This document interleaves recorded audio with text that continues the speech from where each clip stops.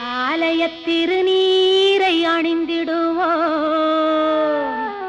அந்த ஆயிரம் கரத்தாளை பணிந்திடுவோம். ஆலய திருநீரை அணிந்திடுவோம்,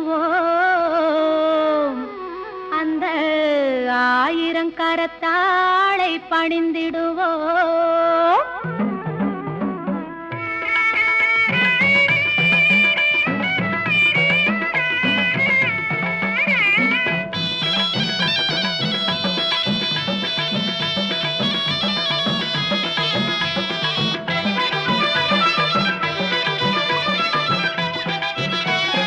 மஞ்சனத்தை பூசி வரும் மாங்க